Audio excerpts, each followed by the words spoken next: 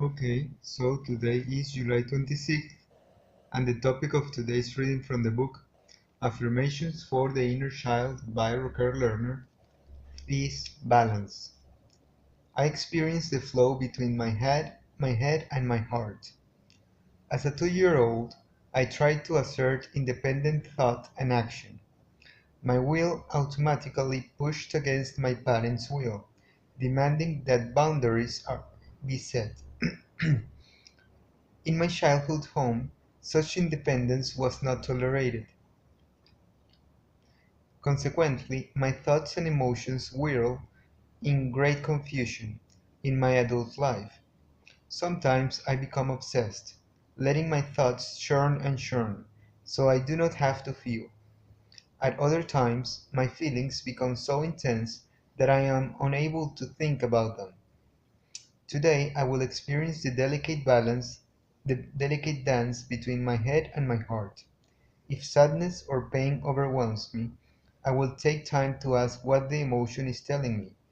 In this way, I will allow the wisdom of my emotions and the structure of my thoughts to balance.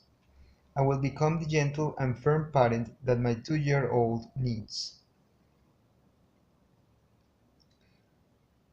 So, well, yes, that is the reading of today, which is inviting us to feel with our minds, right? Not with our hearts, right?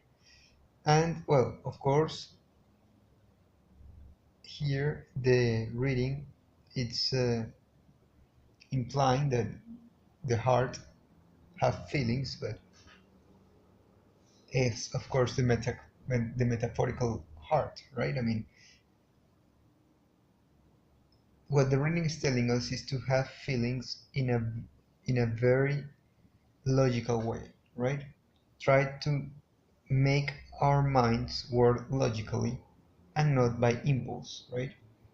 And in that sense, we will become more proactive and not so reactive, right? Probably that's what I have to say about that, right? If we only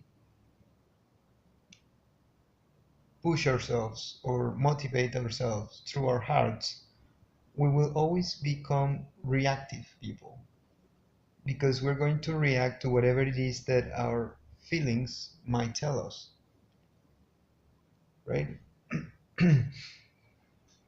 And that is a very dangerous thing because the heart is very deceiving. I mean, in the metaphorical heart can be very deceiving, right? You might have the notion or the sense that something is happening or something is going to happen in a certain way and you want it to be like that, but it might not be so much like that.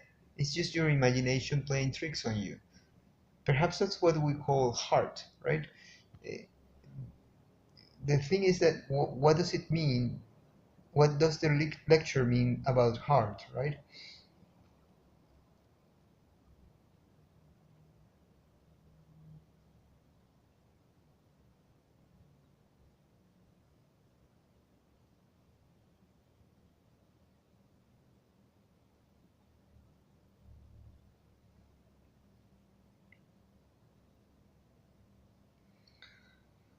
Again, for me, what the reading is telling us is that, yeah, I mean, what I have been saying, right? Those feelings of that it's just part of our imagination, right? The the notion that we can feel something, that something is going on, or that something is happening, either if it's good or bad, it's just part of our imagination. It's your mind playing tricks on you on what things are going to be or how things are. And it's the most logical way to escape from that is actually to use logic, right? To allow your mind to, well, to calm itself down, right? To practice meditation, to say, well, wait a second, things are not the way people are making you think that they are, right? You have to see things beyond that, right? Beyond the notion of what other people is telling you, right? And that's the only way. The only way is to say, well, let's put ourselves out from that situation and let's move on, right? And that's it. So yes, I think that we have to see life into that with that perspective, right? That's the only thing that we I have to say about that, right? Use logic to tear down what your feelings might tell you about things, right? Because most of the times feelings are not true.